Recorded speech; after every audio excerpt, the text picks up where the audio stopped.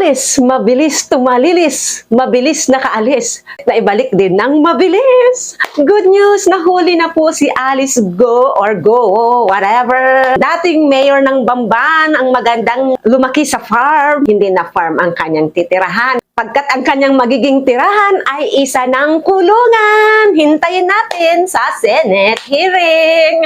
Ayan, good news, good news, good news. First week ng September nahuli si Go, 'di ba? Kudos sa mga Indonesian police officers, sa Indonesian government sa mabilisang pag-action sa pagkahuli kay Alice Go na nag-go, 'di ba? Philippines na siya, 'di ba? Huli na, good news na, 'di ba? Ayan, paulit-ulit ako para ako Chinese, ano? Natutuwa lang po ako kasi at least mayroong magandang balita pagkatapos ng baha. Hindi, may baha pa rin eh. Pero at least may magandang news, di ba? Nagtataka lang po talaga ako, paano nakaalis si Alice? Paano siya nag-go sa ibang bansa at nagpalipat-lipat siya at natagpuan siya sa Indonesia? Hindi siya basta makakaalis kung walang high-ranking, high-profile politician or Filipino citizen, high-ranking, sino pa nga ba, di ba, mga mayayaman, politiko, o kung sino pa, na nagbaback up sa kanya. And mostly, I believe, na mga politicians din yan. So, bakit siya binaback upan at bakit siya tinulungang makaalis? Pero, tingnan nyo, oh, si Go nahuli na. Si Kibuloy, nasaan siya?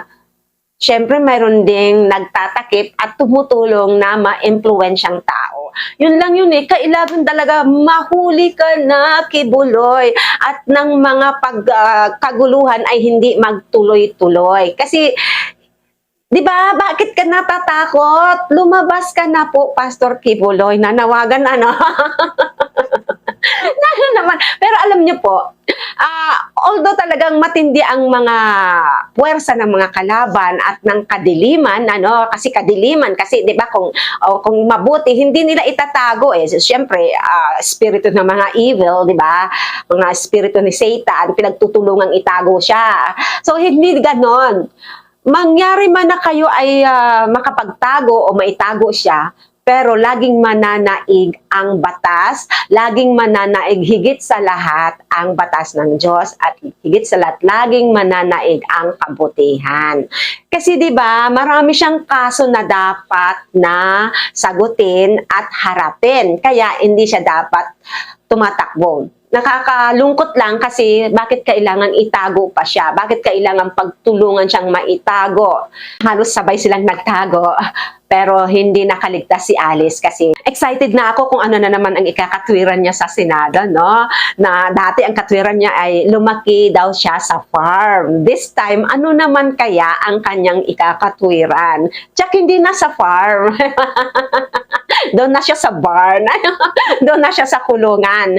And kailangan ma-action na, no? Wag naman na marami na namang i-epal na mga government officials na pagtatanggol na naman siya, no?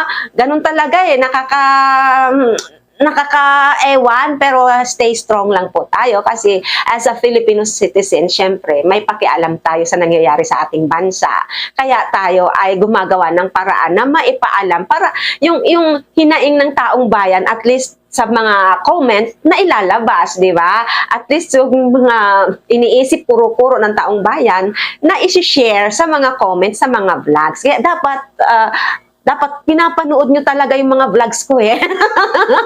Bibigyan ko pa kayo ng mga current events. Touch of Marisol Templo, di ba? Damadamdamin tita mga arte ng Facebook. Ayan, kahit sa TikTok, follow nyo ako, no? Huwag kalimutan mag-follow, like, and share, and subscribe to my YouTube channel. Yun. Thank you so much for watching. Talagang gusto ko lang kayong ma-update. Mabilisan lang itong video ko kasi kakabalita pa lang na huli ng si Alice. And I'm so excited to deliver to you, to share to you the good news. Di ba? At least hindi puro lungkot kasi ang baha, yung mga luha, di ba, bumabaha. Ito naman, bumabaha na rin naman ng saya kasi nahuli na siya. Di na siya Alice. Di na siya Go. Balik na siya Alice.